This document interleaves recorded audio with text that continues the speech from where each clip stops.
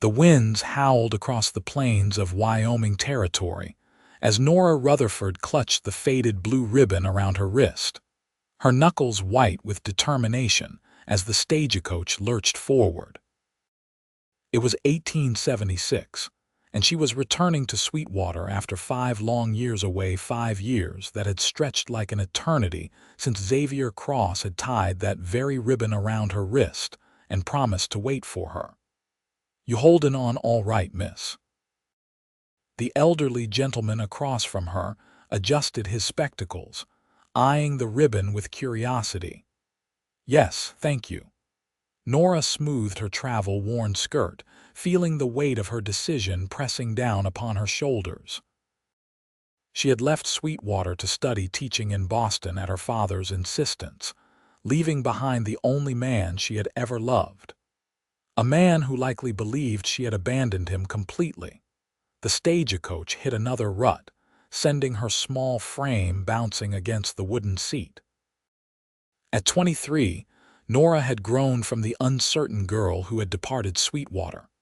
Her auburn hair was pinned neatly beneath her bonnet, and her green eyes had gained a wisdom that came only through heartache and determination. "Sweetwater comin' up," called the driver from above. Nora's heart hammered in her chest. Would Xavier still be here?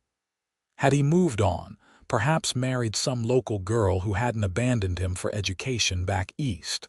The thought sent a chill through her that had nothing to do with the autumn air sweeping through the window. As the stagecoach rolled into town, Nora was struck by how little had changed. The general store, the saloon, the sheriff's office all stood as they had in her memories. Even Mrs. Willoughby's boarding house, where she would be staying until securing more permanent arrangements, looked exactly the same with its white picket fence and blue shutters. The coach came to a halt, and the driver opened the door. "Sweetwater, folks. End of the line." Nora gathered her carpetbag and stepped down carefully, her boots touching Wyoming soil for the first time in half a decade. The town bustled around her cowboys leading horses to the livery, women carrying baskets from the general store, children darting between buildings in games of chase. "Nora. Nora Rutherford, is that you?" She turned to see Martha Winslow, her childhood friend, rushing toward her with arms outstretched. Time had been kind to Martha. Her blonde hair was stylishly arranged, and her dress spoke of prosperity. "Martha," Nora embraced her friend warmly. "It's wonderful to see you. When we got your letter saying you were returning, I could hardly believe it." Martha stepped back, examining Nora with a bright smile. "You look so sophisticated now. Boston must have agreed with you." Nora forced a smile. "It was educational. But I've missed Sweetwater. This is home." Martha looped her arm through Nora's as they walked toward the boarding house. "You've missed quite a bit. I married Thomas Johnson. You remember him from school. We have 2 little ones now, and the town's grown. We have a proper schoolhouse now, which I suppose is fortunate timing for you." Nora nodded, but her attention was elsewhere. She scanned every face they passed, searching for the one that had haunted her dreams. "And what of Xavier Cross? Is he still in Sweetwater?" Martha's step faltered slightly. "Xavier, yes, he's still here. Runs his own ranch now just outside of town. Bought the old Miller place about 3 years back. And did he marry?" The question burned Nora's throat as she asked it. Martha shook her head. "No, though not for lack of interested parties. Sarah Wilson practically throws herself at him whenever he comes to town, but he's never shown interest." She paused, studying Nora's face. "He changed after you left, became more reserved, focused on building his ranch." Relief flooded through Nora, followed immediately by guilt. What right did she have to feel relieved that he had remained alone while she was away pursuing her ambitions? "I need to see him," Nora said quietly. "He doesn't come to town much these days," Martha replied. "Only when necessary for supplies or business. He's," hardened Nora, The Xavier you knew has weathered some storms. Nora fingered the ribbon at her wrist. I have to try. After settling into the boarding house, Nora spent the evening unpacking her belongings and preparing for her meeting with the town council the following day. Her position as the new school teacher was contingent upon their approval, though Martha had assured her it was merely a formality. Sleep eluded her that night as memories of Xavier flooded her mind. His warm brown eyes, the way his black hair fell across his forehead when he laughed, the strength in his hands when he helped her onto her horse. And most vividly, the day he had tied the blue ribbon around her wrist. "Keep this," he had said, his voice rough with emotion. "So you'll remember your promise to return to me." She had kept it, through seasons of doubt and pressure from her father to accept the courtship of Boston gentlemen. The ribbon had frayed over time, but she had carefully preserved it, stitching it when necessary to keep it intact. Morning brought a crisp clarity to Sweetwater. Nora dressed carefully in her best navy dress, pinned her hair neatly, and secured her bonnet. After a brief breakfast, she made her way to the town hall where the council awaited her. The meeting went precisely as Martha had predicted, a mere formality. The 5 men of the council, including Mayor Higgins, expressed their delight at having a Boston-educated teacher for their growing town. "We're expanding, Miss Rutherford," Mayor Higgins explained, his substantial belly straining against his waistcoat buttons. 27 school-aged children now, and more coming as families settle here. The railroad's bringing progress, and progress brings people. "I'm honored to be entrusted with their education," Nora replied sincerely. "I look forward to beginning next Monday." With her position secured, Nora felt a weight lift from her shoulders. At least one part of her future was certain. Now for the more daunting task, finding Xavier. She inquired at the livery about renting a horse to ride to the old Miller ranch. Miller Place. The stable hand, a boy of perhaps 16, looked dubious. "That's Cross land now, miss. Mr. Cross don't take kindly to uninvited visitors." "I'm an old friend," Nora insisted, handing over the coins for the rental. "I'm sure he'll make an exception." The boy shrugged and let out a gentle-looking mare. "Your choice, miss. It's about 5 miles northwest following the creek.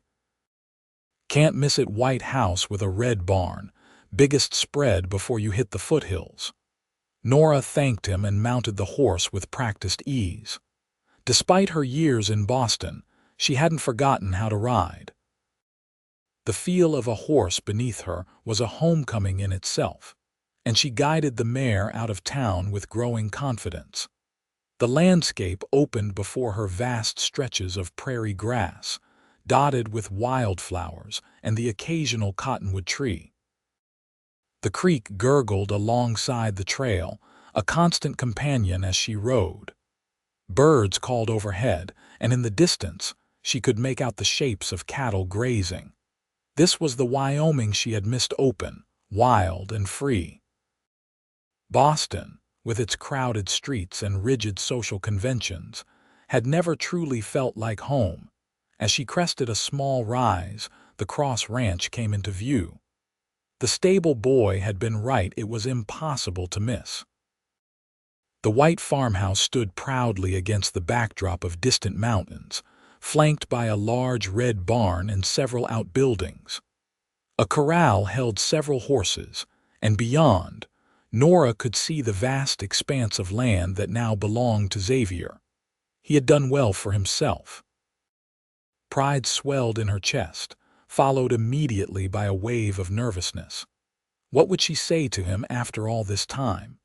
Would he even want to see her? As she approached, a dog began barking, alerting the household to her presence.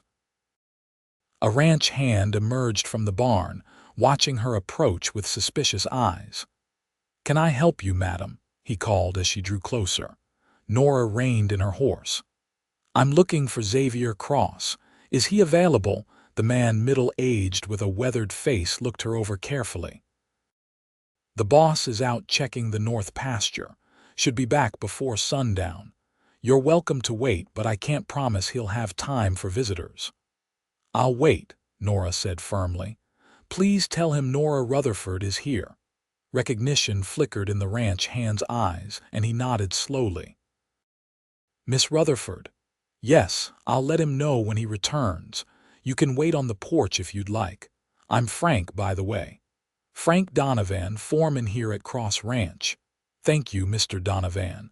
Nora dismounted and allowed Frank to take her horse. She settled onto the porch swing, her stomach churning with anticipation. The minutes stretched into hours as she waited, watching the ranch hands go about their work. Occasionally, one would glance her way curiously, but none approached. The sun was beginning its descent toward the horizon when she heard the sound of hoofbeats approaching. Her heart leapt into her throat as she stood, smoothing her skirts nervously. A rider appeared, tall and broad-shouldered on a magnificent black stallion. Even at a distance, Nora recognized him immediately. Xavier Cross had grown more muscular, his skin tanned dark from years under the Wyoming sun. His black hair was longer than she remembered, and a short beard now covered his jaw. He spotted her on the porch and pulled his horse up short. For a long moment, he simply stared, as if he couldn't believe what he was seeing. Then, slowly, he dismounted and handed the reins to a waiting ranch hand. Each step he took toward the house seemed deliberate, measured. His face was unreadable as he approached, stopping at the bottom of the porch steps. Nora. Her name was a statement, not a greeting, spoken in a voice deeper than she remembered. Xavier. She fought to keep her voice steady. "I've returned to Sweetwater, so I see."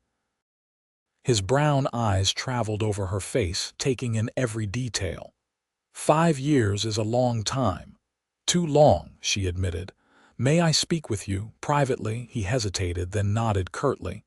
"Come inside." The interior of the house was surprisingly well-appointed, simple but comfortable furnishings, clean and orderly. Xavier led her to a sitting room and gestured for her to take a seat. He remained standing, removing his hat but keeping his distance. "Would you like something to drink?" he asked, his tone formal. "No, thank you." Nora perched on the edge of an armchair, her hands clasped tightly in her lap. "You've done well for yourself, Xavier, this ranch. It's impressive. It keeps me busy." He set his hat aside. "I heard you're to be the new schoolteacher." News travels fast. It's a small town. He crossed his arms over his chest.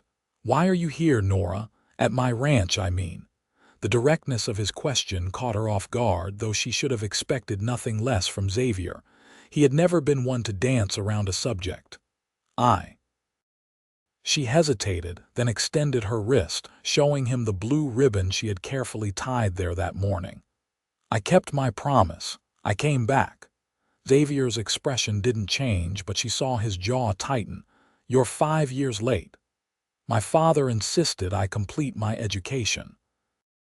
Then he fell ill and I couldn't leave him." The excuses sounded hollow even to her own ears. "I wrote to you, 3 letters in 5 years. His voice was flat. "The last one was 3 years ago." Nora looked down, shame washing over her. "I know, I should have written more often." "But when you stopped responding." "What did you expect, Nora? That I would wait forever while you built your life in Boston?" Xavier finally moved, pacing to the window. "Your last letter spoke of teaching positions in Boston, of literary societies and concerts. You seemed settled there." "I never felt at home there," she said quietly. "Every day I thought of Wyoming, of you." He turned to face her, his expression finally betraying emotion, pain mingled with disbelief. "You expect me to believe that? You had every opportunity to return sooner." "I know." Nora stood, taking a step toward him. "I have no right to expect anything from you, Xavier. I needed to see you, to tell you that leaving you was the greatest mistake of my life." For a moment, something flickered in his eyes, a softening, but it was quickly replaced by guardedness. "It's getting late. Frank will escort you back to town." "Xavier, please, I have work to do, Nora." His tone was final as he retrieved his hat. "Welcome back to Sweetwater."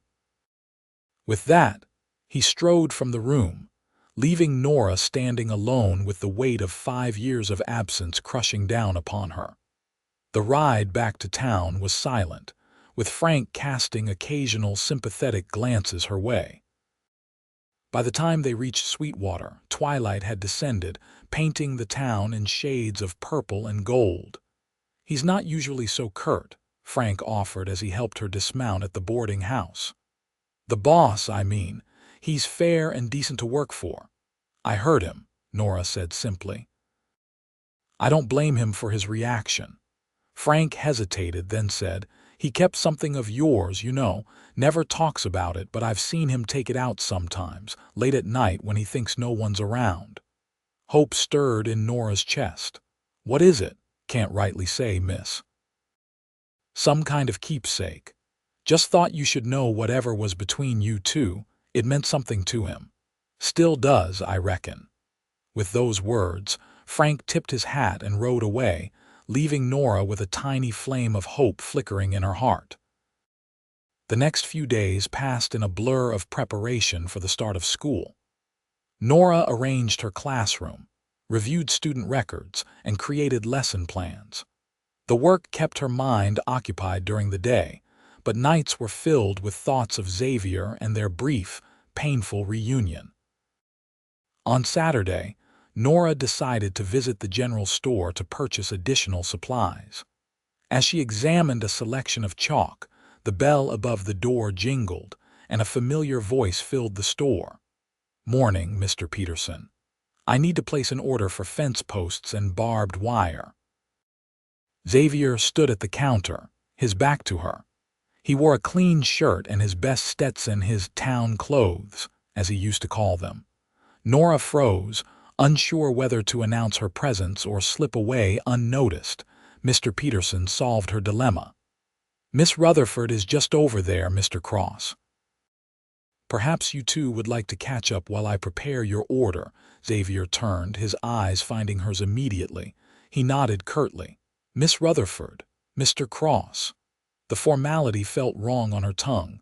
"How are your cattle faring with the dry spell we've been having?" "Well enough. The creek on my property hasn't dried up yet." He shifted uncomfortably. "I hear you start teaching on Monday." "Yes, 27 students ranging from 6 to 16 years of age. You'll do well. You always were clever." The compliment, unexpected as it was, warmed her. "Thank you." An awkward silence fell between them. Mr. Peterson busied himself with paperwork, pretending not to eavesdrop. "Xavier," Nora finally said, lowering her voice, "I was hoping we might speak again, perhaps under less surprising circumstances." He studied her face for a long moment. "I'm hosting a barn raising next Saturday.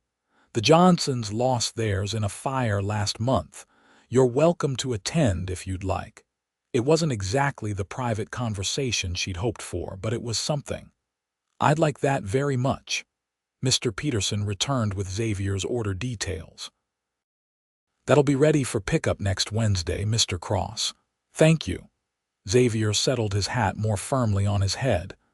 "Good day, Miss Rutherford." "Good day, Mr. Cross." She watched him leave, her heart aching at the formality between them.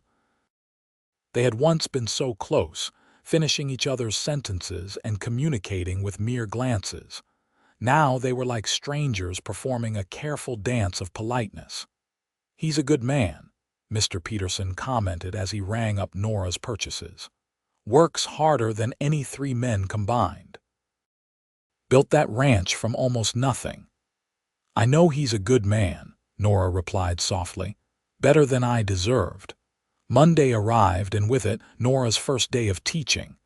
The schoolhouse was filled with excited, curious children eyeing their new teacher with interest. Nora took a deep breath and began the day with introductions. her nervousness fading as she settled into the familiar rhythm of education.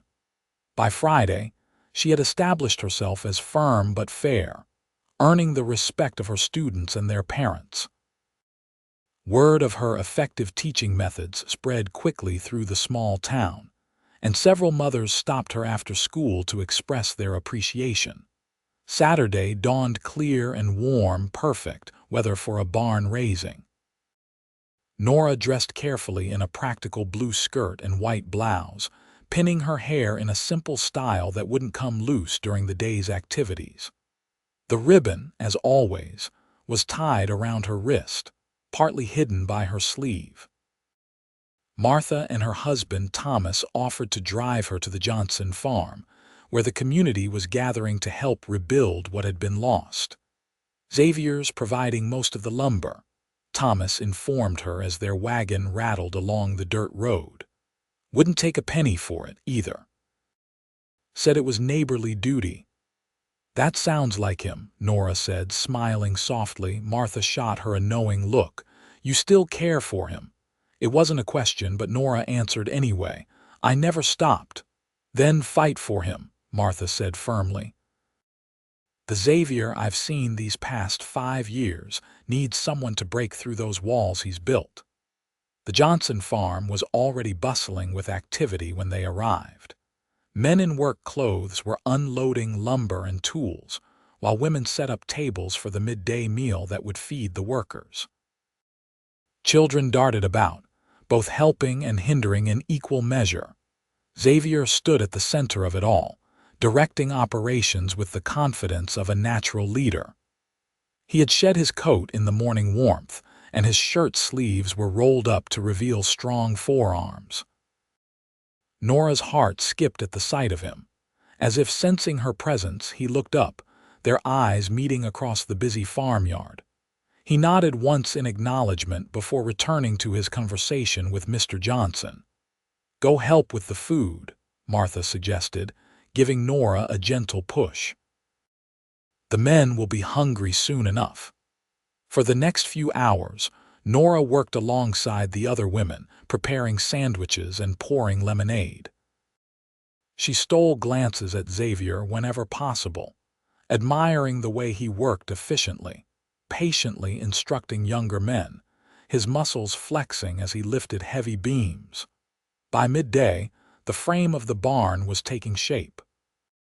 The workers broke for lunch, lining up at the tables where the women served food and drink.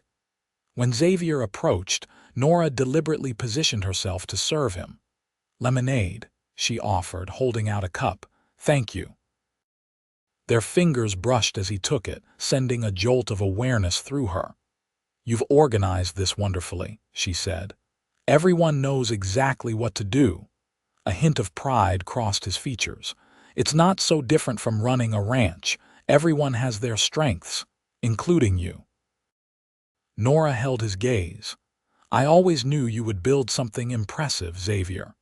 He looked away, uncomfortable with the praise. I should get back to work, of course. As he turned to leave, Nora noticed something hanging from his belt, a small leather pouch, worn with age. Something about it caught her attention, but before she could look more closely, he was gone, returning to the half-built barn. The afternoon progressed, and as the men continued working, some of the women began packing up. Nora offered to stay behind to serve dinner to those who would work until dusk.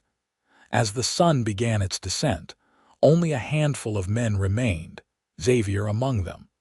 They were finishing the roof, determined to complete enough of the structure to protect against any sudden weather. Nora watched as Xavier climbed down from the rafters, his shirt dark with sweat, his face streaked with dirt. Despite this, or perhaps because of it, he had never looked more handsome to her. There's stew if you're hungry, she called to him, ladling a generous portion into a bowl. He approached, removing his gloves. Thank you for staying to help. It's the least I could do. She handed him the bowl and a spoon. You've done most of the work. Xavier shook his head. Everyone contributed. They fell into silence as he ate, standing at the edge of the cleared area around the new barn. The other remaining workers were engaged in conversations several yards away, giving them a measure of privacy. "The school year has started well," Nora said, breaking the silence. "Your foreman's son, Timothy, is particularly bright. He has a mind for mathematics." Xavier nodded. "Frank mentioned you've been giving the boy extra problems to solve. He's grateful." "It's my pleasure. All children deserve to have their talents nurtured." Another silence fell between them, more comfortable than the last. "I should apologize," Xavier finally said, setting his empty bowl aside, "for my coldness when you came to the ranch. It was unexpected seeing you there." "No apology needed," Nora assured him. "I appeared without warning after 5 years of absence. Your reaction was understandable." He studied her face in the fading light. "Why did you really come back, Nora? Sweetwater must seem painfully small after Boston." "I told you the truth before. I never felt at home there." She gathered her courage. "And I made a promise to someone I cared about deeply, someone I still care for." Xavier's expression remained guarded, but something flickered in his eyes. "Promises change. People change. Some things don't." Nora pushed up her sleeve slightly, revealing the blue ribbon. "Some things remain constant, no matter the distance or time." His gaze fixed on the ribbon, and for a moment, Nora thought she saw his composure crack. Then he straightened, his expression closing once more. "I should help finish up here. Thank you for the meal, Miss Rutherford." He walked away, leaving Nora with the familiar ache of rejection. But as he turned, something fell from the leather pouch at his belt, something that caught the last rays of sunlight with a brief flash of blue. Nora bent to retrieve it, a matchstick, ordinary in every way except for the blue ribbon tied around its middle. A ribbon that matched the one on her wrist exactly. Her breath caught in her throat. He had kept it all these years, carried it with him. Frank had been right. Xavier had held onto a piece of their past, just as she had. By the time she looked up to call to him, Xavier was already engaged with the other men, hammering the last of the roof shingles into place. Reluctantly, Nora placed the matchstick on a nearby stump where he would see it when he returned. The barn raising concluded as darkness fell. Lanterns were lit, casting a warm glow over the newly constructed building as the remaining workers gathered their tools. The Johnsons expressed their gratitude repeatedly, emotion thick in their voices as they surveyed what their community had accomplished in a single day.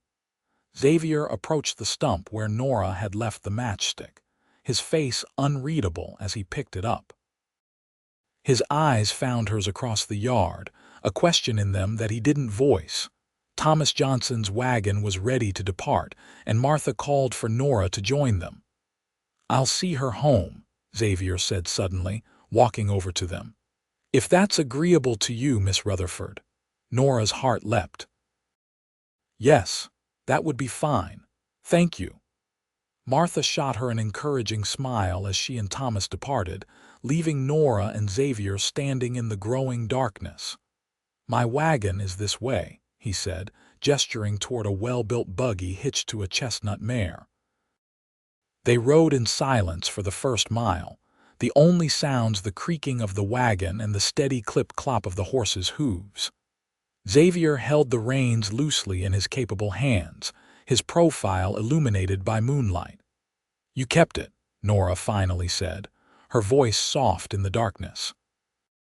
"The matchstick with the ribbon."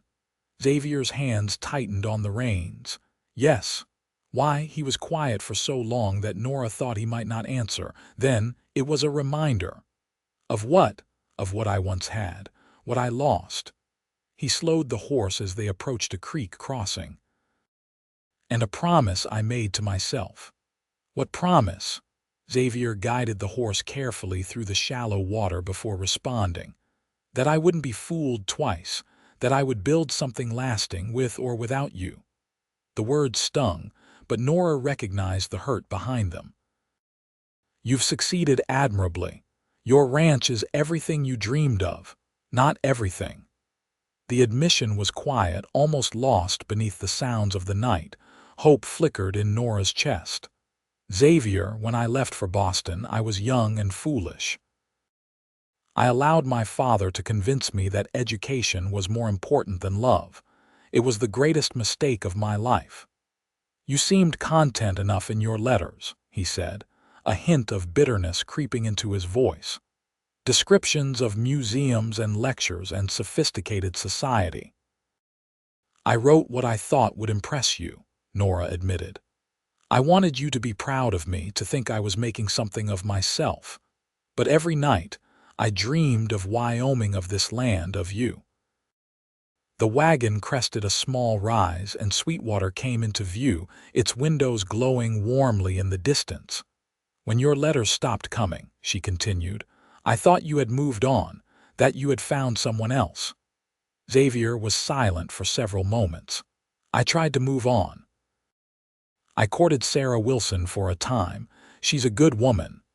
The revelation sent a stab of jealousy through Nora. "What happened? She wasn't you." The simple truth hung between them. "She returned a gift I had given her, said I should save it for someone who truly held my heart." They were approaching the edge of town now, the boarding house just a few minutes away. "And do I still hold your heart, Xavier?" Nora asked, summoning all her courage. "After everything?" He pulled the wagon to a stop at the edge of town, turning to face her fully for the first time since they'd begun their journey. "You broke it, Nora." His voice was low and tense. "You left and you broke it. For 5 years I've been trying to piece it back together." "Let me help," she whispered, reaching for his hand. "Let me try to mend what I've broken." Xavier didn't pull away from her touch, but neither did he return it. "How do I know you won't leave again? That some opportunity won't draw you back east?" "Because nothing there could compare to what I left behind here." Nora's voice trembled with emotion. "I've seen what the world has to offer, Xavier, and none of it means anything without you." He looked down at their hands, then reached into the leather pouch at his belt. Slowly, he withdrew the matchstick with its faded blue ribbon. "I kept this," he said, "because on the day you left, you promised that as long as you wore your ribbon, you would return to me someday. I promised that I would keep this, to show you when you came back." "And here I am," Nora said softly, extending her wrist to show her own ribbon. "I kept my promise, even if I was terribly late in fulfilling it." Xavier's fingers gently touched the ribbon on her wrist. 5 years is a long time, Nora. We're different people now." "Yes, we are," she agreed. "I'm no longer the naive girl who left, and you're no longer the young man with dreams of a ranch. We've both become who we were meant to be, but that doesn't mean we can't find our way back to each other." He studied her face in the moonlight, searching for something. Whatever he saw seemed to satisfy him, for some of the tension left his shoulders. "I won't rush into this," he warned. "If there's to be anything between us again, we need to relearn each other first." It wasn't the passionate reunion Nora had secretly hoped for, but it was a beginning, a chance. "I would like that very much." Xavier nodded, tucking the matchstick carefully back into its pouch. "I'll call on you properly tomorrow afternoon if that's acceptable." "Yes," Nora smiled, her heart lighter than it had been in years. "Yes, that would be wonderful." He drove her the rest of the way to the boarding house in a comfortable silence. When they arrived, he helped her down from the wagon, his hands strong and sure at her waist. "Until tomorrow, then," he said, tipping his hat. "Until tomorrow." Nora watched him drive away, hope blooming in her chest like a desert flower after rain. True to his word, Xavier called on Nora the following afternoon. He arrived at the boarding house precisely at 2 o'clock, dressed in his Sunday best, hat in hand. Mrs. Willoughby showed him to the parlor where Nora waited, her heart fluttering at the sight of him standing tall and handsome in the doorway. "Miss Rutherford," he greeted her with a slight bow. "Mr. Cross," she returned, rising from her seat. "It's lovely to see you." "I thought perhaps you might enjoy a walk around town," he suggested. "The weather is quite pleasant today." "That sounds wonderful." They strolled through Sweetwater side by side, maintaining a proper distance as befitted a courting couple. For that was what they were now. Nora realized with a surge of happiness Xavier was courting her, beginning their relationship anew with all the formality and respect the second chance deserved. "Tell me about your ranch," she encouraged as they passed the church. "How did you come to purchase the Miller property?" Xavier's face relaxed as he spoke of his land. "Old man Miller decided to move to California to live with his daughter after his wife passed. He approached me first, knowing I'd been saving to buy my own spread. Said he'd rather sell to someone who would care for the land properly." "It suits you being a rancher," Nora observed. "You always did prefer the open spaces to town life." "And you? Does teaching suit you?" Nora nodded enthusiastically. "Very much so. There's something deeply satisfying about watching a child grasp a new concept, seeing that moment of understanding dawn on their face." "You always did have a way of explaining things clearly," Xavier remarked. "I remember how you helped me understand Shakespeare when we were in school together. Made those ancient words come alive somehow." The memory warmed her. "You were a willing student." "Only because of the teacher," he said, a hint of teasing in his voice, the first she'd heard since her return. They continued their walk, conversations flowing more easily as the afternoon progressed. They spoke of the changes in Sweetwater, of mutual acquaintances, of books they had read and places they had seen. Carefully, they avoided mention of the years of separation, focusing instead on rebuilding their connection in the present. As they completed their circuit of the town, Xavier surprised her by asking, "Would you join me for dinner at the hotel restaurant on Friday evening? They serve a respectable roast beef." "I would be delighted," Nora replied, unable to keep the pleasure from her voice. He walked her back to the boarding house, pausing at the gate. "Until Friday, then." "Until Friday." In the days that followed, Nora threw herself into her teaching with renewed vigor, her happiness spilling over into her classroom. Her students responded to her bright mood with increased enthusiasm for their lessons, creating a positive cycle that made the school days fly by. Friday evening arrived, and Nora dressed with particular care in her best dress, a deep green that complemented her auburn hair and brought out the color of her eyes. Mrs. Willoughby helped her arrange her hair in an elegant style, with soft curls framing her face. "You look lovely, dear," the older woman said approvingly. "That young man won't know what hit him." Xavier arrived promptly, his eyes widening appreciatively at the sight of her. "You look beautiful, Nora." "Thank you." She felt a blush rise to her cheeks at the compliment. "You're quite handsome yourself." He offered his arm and she took it, feeling the solid strength of him beneath her fingers. The hotel restaurant was only a short walk away, but Nora savored every moment of their closeness. The restaurant had made an effort at elegance, with white tablecloths and small vases of wildflowers on each table.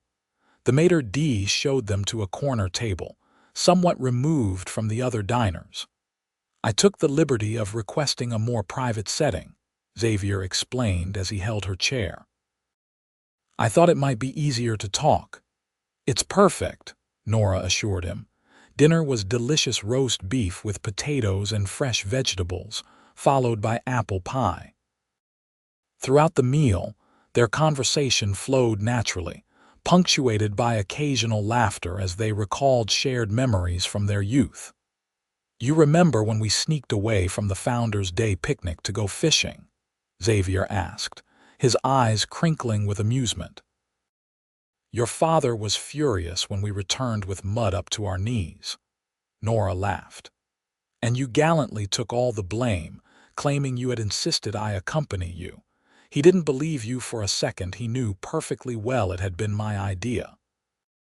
You were always the adventurous one, Xavier said fondly. Always leading the way, dragging me into your schemes. And you were always my voice of reason, she returned, calculating the risks, making sure we didn't get into too much trouble, not always successfully. Their laughter mingled, drawing curious glances from other diners. Nora didn't care being with Xavier like this, reminiscing and reconnecting, felt right in a way nothing had in 5 long years. As the evening drew to a close, Xavier walked her back to the boarding house. The night was clear, stars sprinkled across the vast Wyoming sky like diamonds on black velvet. "I've missed this," Nora said softly as they paused at the gate. "Not just Sweetwater, but this being with you, talking with you." Xavier's expression grew serious. "I've missed it too. More than I allowed myself to admit." They stood in silence for a moment, the air between them charged with unspoken feelings. "May I call on you again?" Xavier asked, his voice low. "Perhaps tomorrow. I could show you the improvements to the ranch if you're interested." "I would like that very much," Nora replied, her heart quickening at the thought of spending another day in his company. "I'll come for you at 10 then."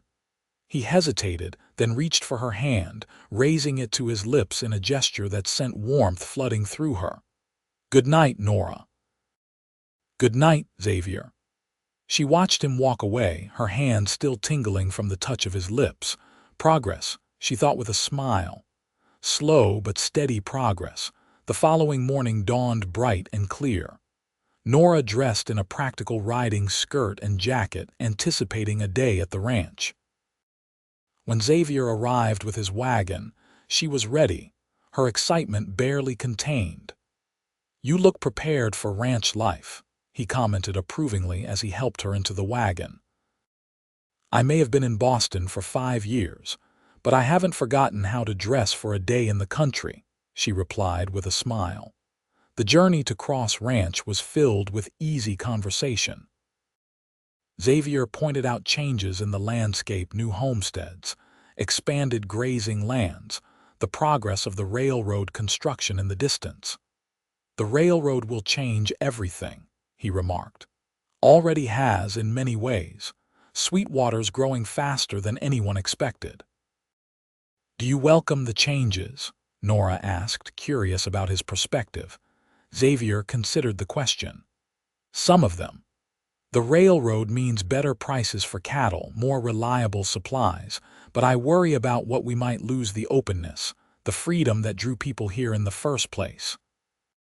"Progress always comes with a price," Nora agreed.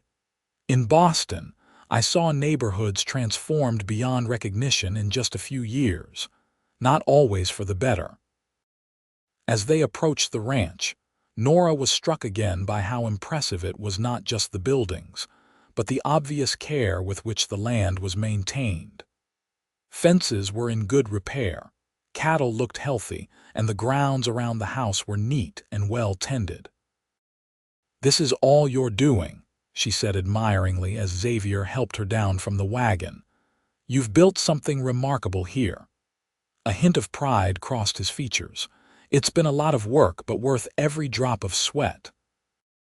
He showed her around the property, the expanded barn, the new well that provided water even in the driest months, the vegetable garden behind the house that supplied fresh produce for his table. Nora listened attentively, asking questions that revealed her genuine interest in all he had accomplished. "And here's the newest addition," Xavier said, leading her to a fenced paddock where a beautiful chestnut mare grazed with a wobbly-legged foal at her side. "Born just last week." "Oh," Nora exclaimed, delighted by the sight of the gangly foal. "She's beautiful." Xavier corrected with a smile. "And yes, he's going to be a fine horse someday, strong bloodlines." They watched the mare and foal for a few minutes, leaning against the fence in comfortable silence. "Would you like to see inside the house?" Xavier asked eventually. "Mrs. Cooper, my housekeeper, has prepared lunch for us." The interior of the house was even more impressive than Nora had noticed during her first brief visit. The furniture was solid and well crafted, the rooms clean and organized. Touches of comfort were evident. Books lined the shelves in the study. A quilt was draped over the back of a rocking chair, and photographs hung on the walls. One photograph in particular caught Nora's attention, a framed image of a much younger Xavier standing beside his parents in front of their modest homestead. This was taken just before they passed, wasn't it?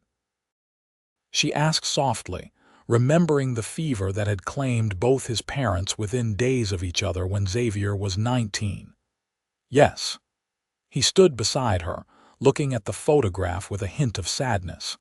They would have been proud to see what their land became. They would have been proud of you, Nora corrected gently. Not just for what you've built, but for the man you've become. Xavier's expression softened, and for a moment, Nora thought he might reach for her. Instead, he gestured toward the dining room. "We should eat before Mrs. Cooper thinks we're neglecting her efforts." Lunch was a delicious spread of cold chicken, fresh bread, and garden vegetables.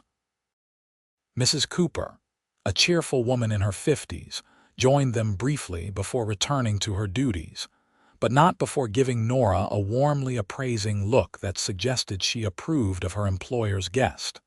After the meal, Xavier suggested they take coffee on the porch.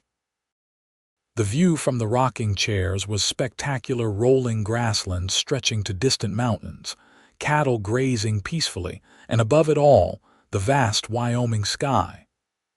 "I can see why you love it here," Nora said, sipping her coffee. "It's breathtaking." "It can be lonely," Xavier admitted, surprising her with his candor. "Beautiful, yes, but sometimes too quiet." Nora's heart ached at the implication. "Have you been lonely, Xavier?" He looked at her, his brown eyes serious. "Yes." "Despite the ranch hands, despite occasional visits to town, yes, I've been lonely." "I'm sorry," she said, meaning it with every fiber of her being. "I never wanted that for you." "What did you want for me, Nora?" The question was gentle but direct. "When you left, what future did you envision?" Nora set her coffee cup aside, turning to face him fully. I hoped you would wait for me, but I also wanted you to thrive, to build your ranch, to be successful, and then I would return and we would build a life together." "A neat plan," Xavier observed, but there was no bitterness in his tone now. "Life rarely follows our plans, though." "No," she agreed. "If it had, I would have returned much sooner. My father wouldn't have fallen ill, wouldn't have needed me to care for him in his final years." Xavier's expression softened. "I was sorry to hear about your father's passing. He was a good man, even if he and I didn't always see eye to eye." "He respected you," Nora told him. "Near the end, he asked about you, wanted to know if I had kept in touch, if you were well." "What did you tell him?" "The truth, that I had let our correspondence lapse, that I didn't know how you were." She looked down at her hands. "He told me I had been foolish, that I should have fought harder to keep what mattered most." Xavier was quiet for a long moment. He was right. Yes, he was. Nora looked up, meeting his gaze. "I should have fought harder. For you, for us. I'm fighting now, Xavier. It may be 5 years too late, but I'm fighting for what matters most to me." Something changed in his expression, a softening, a yielding. He reached across the space between their chairs and took her hand in his. "Perhaps it's not too late," he said quietly. "Perhaps we just needed time, you to discover what you truly wanted, me to build something worthy of offering you." Hope bloomed in Nora's chest. "And have you?" "Built something worthy? I'd like to think so." His thumb traced circles on the back of her hand, sending shivers up her arm. "This ranch, this home, it was always meant for a family, Nora, for children, for a life shared." The implication of his words hung between them, full of promise. "I would like to court you properly," Xavier continued. "Not rush into anything, but give us time to relearn each other, to be sure." "I would like that very much," Nora replied, her voice slightly breathless, "though I must warn you I already know my heart on the matter." A smile, genuine and warm, spread across Xavier's face. "Is that so?" "Yes." She turned her hand in his, interlacing their fingers. "My heart never left Wyoming, Xavier. It never left you." He lifted their joined hands, pressing a kiss to her knuckles. "Then we have a good beginning for our second chance." The weeks that followed were some of the happiest of Nora's life. Xavier called on her regularly for dinners, for walks, for rides across the countryside. Each meeting deepened their reconnection, bridges rebuilding between them with every shared laugh, every serious conversation, every quiet moment of understanding. Fall progressed toward winter, the days growing shorter and cooler. Nora settled into her role as Sweetwater's teacher, earning the respect of parents and the affection of her students. She joined the Ladies' Aid Society, helping to organize food baskets for less fortunate families as the holiday season approached. Xavier, too, was busy with ranch work, preparing his cattle and property for the coming winter, hiring additional hands to help with the heavy work of laying in supplies and securing buildings against Wyoming's fierce winter storms. Despite their busy schedules, they made time for each other. Xavier began joining Nora for Sunday services at the small church in town, sitting beside her in the pew with a quiet pride that did not go unnoticed by the congregation. Afterwards, they would often take dinner at the hotel restaurant or, when weather permitted, enjoy a picnic by the creek. As November arrived, bringing with it the first dusting of snow, Xavier invited Nora to the ranch for a special dinner. "Mrs. Cooper has been asking when you'll visit again," he explained as he helped her into his wagon. "I think she's planning to impress you with her cooking skills." "She needn't go to any trouble," Nora protested, though she was secretly pleased by the invitation. "It's no trouble. She enjoys having someone besides me to cook for." When they arrived at the ranch, Nora was surprised to see the house looking particularly welcoming. Lanterns glowed in the windows, and smoke curled invitingly from the chimney. Inside, a fire crackled in the hearth, and the table was set with Xavier's best china and a vase of late-blooming wildflowers. "This looks wonderful," Nora exclaimed as Xavier helped her remove her coat. "Mrs. Cooper has outdone herself," he agreed, though there was something in his manner, a nervousness that Nora hadn't seen before. Dinner was magnificent roast venison with all the trimmings, followed by a berry cobbler that melted in the mouth. Mrs. Cooper joined them briefly to accept their compliments before tactfully withdrawing, leaving them alone with coffee and the warmth of the fire. Xavier seemed distracted throughout the meal, responding to Nora's conversation with slightly delayed reactions. As they moved to sit by the fire afterward, Nora finally addressed his unusual behavior. "Is everything all right, Xavier? You seem preoccupied this evening." He set his coffee cup aside, turning to face her on the sofa. "I am preoccupied, I'm afraid. There's something I've been wanting to ask you." Nora's heart quickened. "Yes." Xavier reached into his pocket and withdrew a small box. "I had planned a speech had it all worked out in my mind, but now that the moment is here, I find words inadequate." He opened the box to reveal a ring, a delicate gold band set with a small but perfect diamond. "This was my mother's. My father saved for 3 years to buy it for her." "It's beautiful," Nora whispered, her eyes filling with tears. "Nora Rutherford," Xavier said, his voice steady despite the emotion in his eyes. "5 years ago, you left Sweetwater wearing a blue ribbon I gave you, promising to return. Against all odds, you kept that promise. I'm asking you now to make another to stay, to build a life with me, to be my wife." Joy, pure and overwhelming, flooded through Nora. "Yes," she said simply, tears spilling onto her cheeks. "Yes, Xavier, I will marry you." His smile was radiant as he slipped the ring onto her finger. Then, finally, he kissed her, a gentle, reverent kiss that deepened as Nora responded, her arms twining around his neck. When they parted, both slightly breathless, Xavier rested his forehead against hers. "I never stopped loving you, Nora. Even when I tried to, even when I told myself I had moved on, I never truly did." "Nor I you," she replied, her hands framing his beloved face. "Every day we were apart, you were in my thoughts, in my heart." He kissed her again, then reached into his pocket and withdrew the matchstick with its faded blue ribbon. "I won't need to carry this anymore," he said, placing it in her palm. "The promise it represents has been fulfilled."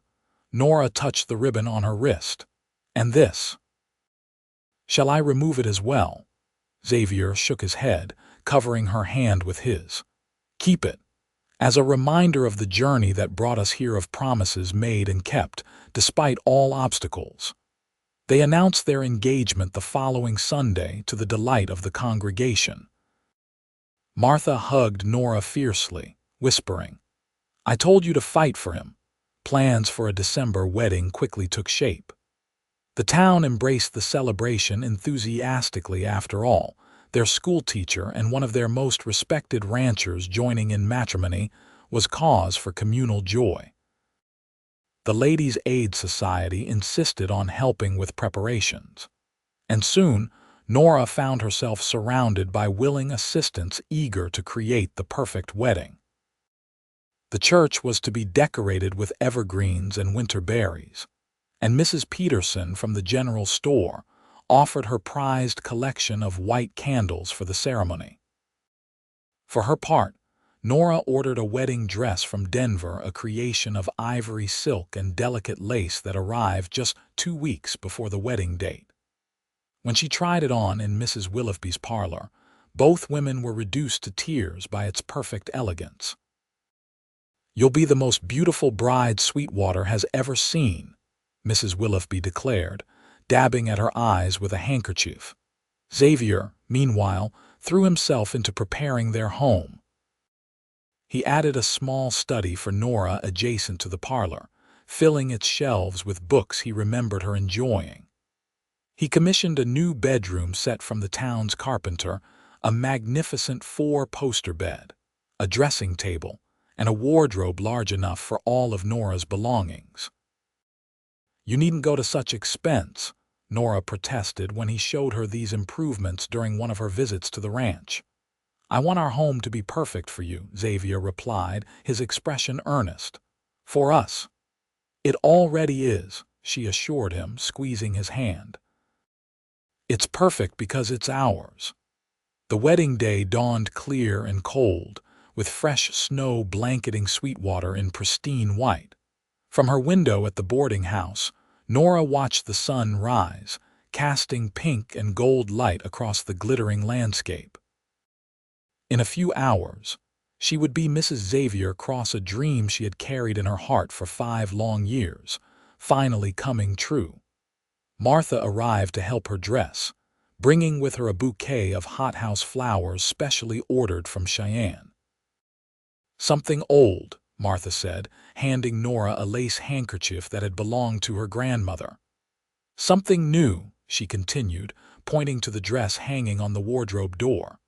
"Something borrowed," she added, fastening a pearl necklace around Nora's neck. "And something blue." Nora touched the ribbon at her wrist. "I have that covered." As Martha helped arrange Nora's hair into an elegant style crowned with a circlet of small white flowers, she spoke of married life, its joys and challenges, its depths of companionship. "Marriage is work," she said honestly, "but when it's with the right person, it's the most rewarding work you'll ever do." "I'm ready for it," Nora replied with certainty. "For all of it, the work, the joy, the building of a life together." The church bells began to ring, calling the town to witness the union of 2 of its own. Martha helped Nora into her coat for the short journey to the church, careful not to disturb her carefully arranged hair or crush her delicate veil. "Ready?" Martha asked, her eyes bright with happiness for her friend. "More than ready," Nora replied, her heart full. The church was transformed. Evergreen boughs adorned the pews, white candles glowed in every window, and a simple arch of winter greenery stood at the altar. As Nora entered on the arm of Sheriff Wilson, who had offered to give her away in her father's absence, the assembled townsfolk rose to their feet, smiles of approval on every face. But Nora saw only Xavier, standing tall and handsome at the altar in his best suit, his eyes finding hers immediately. The love in his gaze warmed her more thoroughly than the heat from the church's pot-bellied stove ever could. The ceremony was simple, but deeply meaningful. They exchanged traditional vows, their voices clear and certain in the hushed church. When Xavier slipped the gold band onto her finger to join her engagement ring, his hands were steady, his touch gentle. "I now pronounce you husband and wife," Reverend Phillips declared, beaming at the couple. "You may kiss your bride, Mr. Cross." Xavier's kiss was tender, respectful of their surroundings, but conveying a depth of emotion that brought fresh tears to Nora's eyes. The celebration that followed at the hotel was joyous, a testament to the community's affection for both bride and groom. There was music from a hastily assembled band, dancing, and a feast that showcased the culinary talents of nearly every woman in town. As evening approached, Xavier led Nora to the dance floor for a waltz. "Happy, Mrs. Cross," he murmured as they moved gracefully to the music. "Happier than I ever thought possible," she replied, her eyes shining. "And you, Mr. Cross, any regrets about taking a schoolteacher for a wife?" "Only that we waited so long," he said, drawing her closer. "We have years to make up for." "A lifetime ahead of us," Nora corrected gently. "That's what matters now." As darkness fell, they bid farewell to their guests and departed for the ranch for home. Snow had begun to fall again, soft flakes drifting down in the lantern light, as Xavier helped Nora into the wagon. He had specially outfitted with extra blankets and heated bricks for her comfort. The journey to the ranch was magical, the landscape transformed into a winter wonderland, the only sounds the jingle of the harness and the soft swish of runners on snow. Xavier had switched from the wagon to a sleigh for the occasion, knowing how much Nora had always loved sleigh rides. "It's beautiful," she said, nestled against his side beneath the buffalo robe, "like something from a fairy tale." "Our fairy tale," Xavier replied, pressing a kiss to her temple. "Though I prefer our ending to most of those stories, less dramatic perhaps, but far more satisfying." When they arrived at the ranch, Xavier surprised her by lifting her into his arms to carry her across the threshold. "Welcome home, Mrs. Cross," he said, setting her gently on her feet in the warmth of their home. Mrs. Cooper had left the house in perfect order before departing for her sister's home in town, where she would stay for the next few days to give the newlyweds privacy. A fire crackled in the hearth, and a bottle of champagne, a luxury in Wyoming, waited in a bucket of ice on the table. "Champagne?" Nora asked, raising an eyebrow. "How very sophisticated, Mr. Cross." "I have my moments," he replied with a smile, removing his coat and helping her with hers. "A special occasion calls for special measures." They toasted their marriage with the sparkling wine, standing before the fire in the home they would share. As Xavier set aside his glass and drew her into his arms, Nora felt a sense of rightness, of completion, that she had never experienced before. "I love you, Xavier Cross," she whispered against his lips. "I have loved you since we were children, and I will love you until my last breath." "And I love you, Nora Cross," he replied, his voice husky with emotion. More than this land, more than this life I've built, you are my heart, my home." As they sealed their vows with a kiss, the blue ribbon around Nora's wrist brushed against Xavier's cheek, a tangible reminder of promises made, broken, and ultimately redeemed through love's enduring power. Winter passed in a blissful haze for the newlyweds. Nora continued teaching, returning each day to the warmth of their home and Xavier's loving arms. She adapted quickly to ranch life, learning the rhythms of the seasons and the daily tasks that kept the operation running smoothly. Xavier delighted in sharing his world with her, teaching her about cattle breeding, showing her how to identify the strongest calves, explaining his plans for expanding their herd in the spring.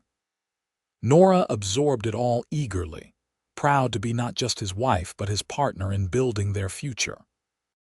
Their evenings were spent in comfortable companionship, reading by the fire, discussing the day's events, planning improvements to the ranch.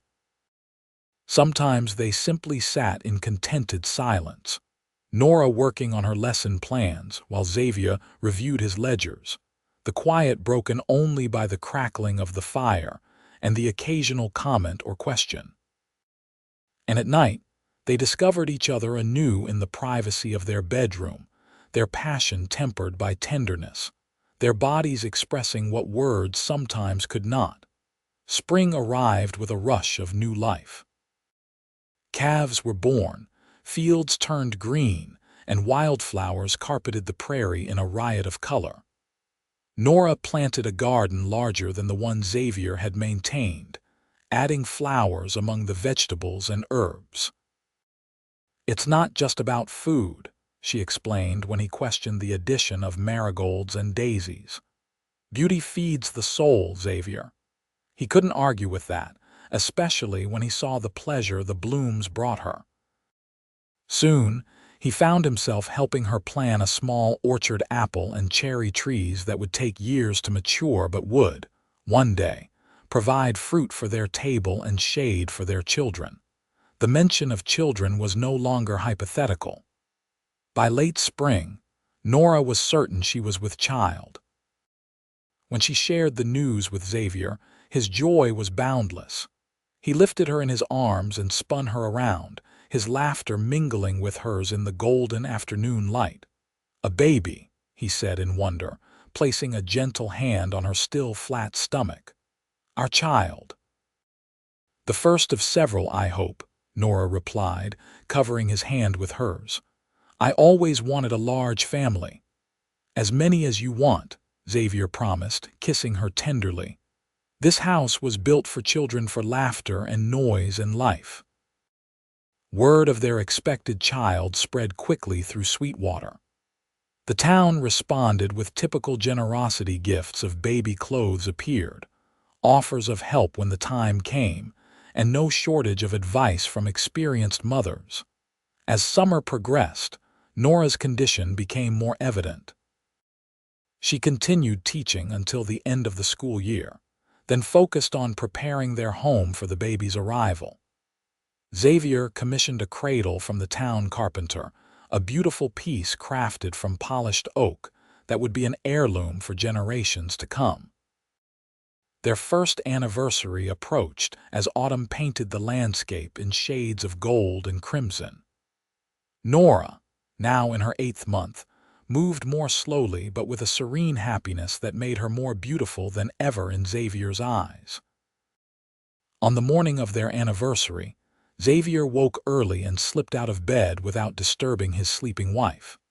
He returned an hour later with breakfast on a tray, fresh biscuits, preserves, and a pot of tea, along with a small package wrapped in brown paper and tied with a familiar blue ribbon.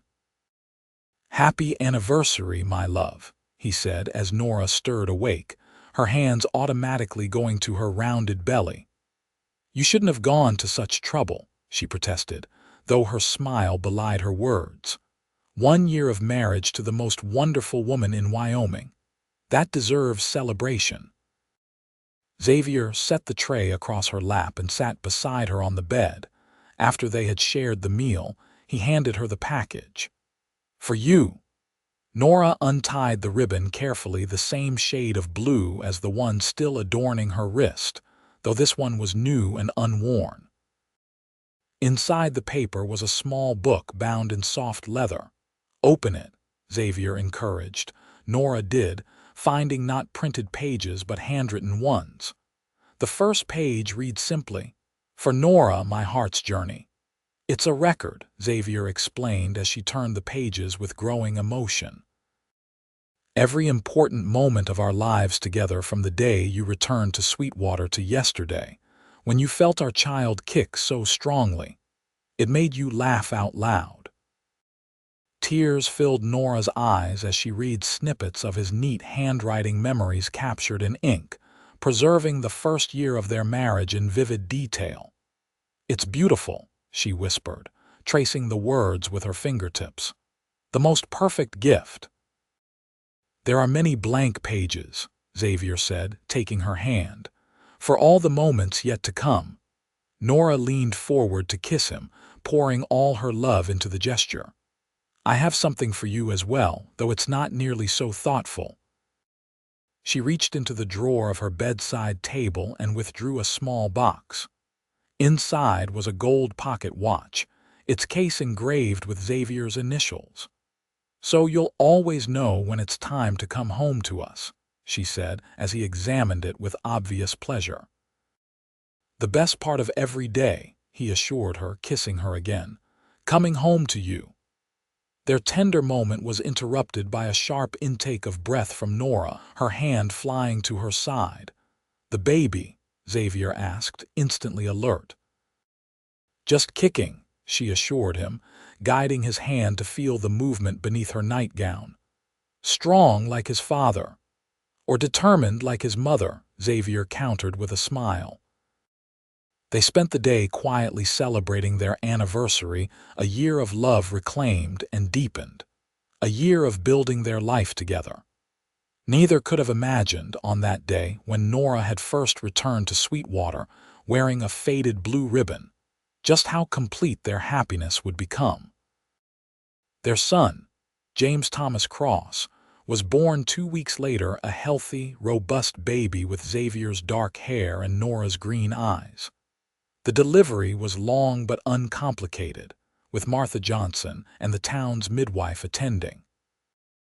Xavier paced outside until the first cry of his son reached his ears, then burst into the room to find Nora exhausted but radiant, a small bundle cradled in her arms. "He's perfect," Xavier whispered, overcome with emotion as he gazed down at their child. "Absolutely perfect." "Would you like to hold your son?" Nora asked, her voice tired but happy. Xavier took the baby with careful hands, marveling at how tiny yet complete he was. 10 fingers, 10 toes, a strong cry, and a determined little face that already seemed to hold expressions of both his parents. "Hello, James," he said softly, a tear sliding unashamedly down his cheek. "Welcome to the world, son." Life settled into a new rhythm with the baby's arrival. Nights were shorter, days were fuller, and both Nora and Xavier discovered reserves of energy they hadn't known they possessed. The ranch continued to thrive under Xavier's careful management, and Nora balanced motherhood with occasional substitute teaching when needed in town. As spring approached again, bringing James's 6-month milestone, Xavier surprised Nora with news. "I've purchased the adjacent property," he told her one evening as they sat on the porch, watching the sunset while James slept peacefully in his mother's arms. "The Davidson place. Old man Davidson is moving to Denver to live with his son's family." "That's a significant expansion," Nora observed, knowing the Davidson ranch encompassed nearly as much land as they currently owned. "Are you sure it's the right time?" Xavier nodded confidently. "The cattle market is strong, and the railroad's expansion means we can get better prices than ever before. But more importantly, I'm thinking of our future, of James's future, and any brothers or sisters he might have." Nora smiled, shifting the baby slightly. He might have a sibling sooner than you think." Xavier's eyes widened. "Are you certain?" "Not entirely," Nora admitted, "but I'm fairly sure. Dr. Wilson can confirm it when he visits next week." Joy spread across Xavier's features as he leaned over to kiss her, careful not to disturb their sleeping son. "Another baby," he murmured against her lips. "Our family is growing." "Just as we hoped," Nora agreed, her heart full to bursting with happiness. The doctor confirmed Nora's suspicion. The following week, another Cross child would join their family in the late autumn. James, now crawling and beginning to pull himself up on furniture, would be a big brother before his first birthday. Life on the expanded Cross Ranch continued to flourish. Xavier hired additional hands to manage the increased workload, and the main house underwent renovations to accommodate their growing family. Another bedroom, a larger kitchen, and a covered walkway connecting the house to the barn for easier access during winter storms. Their daughter, Elizabeth Ann Cross, arrived on a crisp November day, a delicate contrast to her robust brother, with auburn hair like her mother's and Xavier's thoughtful brown eyes. James, not quite a year old, regarded his new sister with a mixture of curiosity and confusion, patting her head with surprising gentleness when allowed to meet her. "Two children under a year old," Martha remarked when she came to help during those first challenging weeks. "You two certainly didn't waste any time." "Life is precious," Xavier replied, watching Nora nurse Elizabeth while James napped nearby. "We've already lost 5 years. We're making up for lost time." The years that followed brought both challenges and joys. The ranch prospered, allowing Xavier to implement improvements he had long planned: better breeding stock, modern equipment, even a small schoolhouse on the property when James reached school age, with Nora teaching him and Elizabeth along with the children of their ranch hands. 2 more children joined their family: Michael Robert in 1880 and Sarah Grace in 1883, completing their family with 2 boys and 2 girls. The Cross children grew up with the freedom of the Wyoming countryside, learning ranching alongside their studies, developing the same love for the land that their parents shared. Through it all, Nora and Xavier's love deepened and matured, weathering the inevitable storms of life: drought years that threatened the cattle, a fire that destroyed one of the barns, illnesses that occasionally swept through the household. Each challenge faced together only strengthened their bond. The ribbon that had once symbolized a promise of return eventually frayed beyond repair, but Nora kept it pressed between the pages of the journal Xavier had given her on their first anniversary, a journal now filled with entries recording their life together, with only a few pages remaining blank. On their 20th anniversary, as their children orchestrated a celebration that brought half of Sweetwater to the ranch, Xavier presented Nora with a new journal identical to the first but empty, waiting to be filled. "For the next 20 years," he said, his hair now streaked with silver but his eyes as warm as ever when they looked at her. "And beyond." That night, after the guests had departed and their children had retired to their rooms, Xavier and Nora stood on the porch of their home, arms around each other as they gazed at the stars, the same stars that had witnessed their separation, their reunion, and every moment of their shared life since. "Do you ever wonder," Nora asked softly, "what might have happened if I hadn't kept that ribbon? If you hadn't saved that matchstick?" Xavier considered the question, then shook his head. "Some things are meant to be, ribbon or no ribbon. We might have taken a different path, but I believe we would have found our way to each other eventually." "Because we're 2 halves of the same whole," Nora suggested, leaning her head against his shoulder.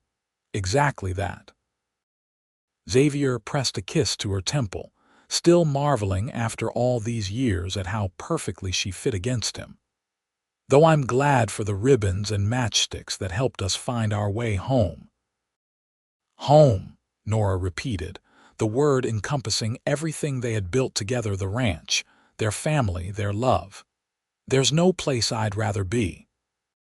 As they stood together under the vast Wyoming sky, surrounded by the legacy of their love, both knew with absolute certainty that the journey that had begun with a blue ribbon and a promise kept had led them exactly where they were meant to be together, always.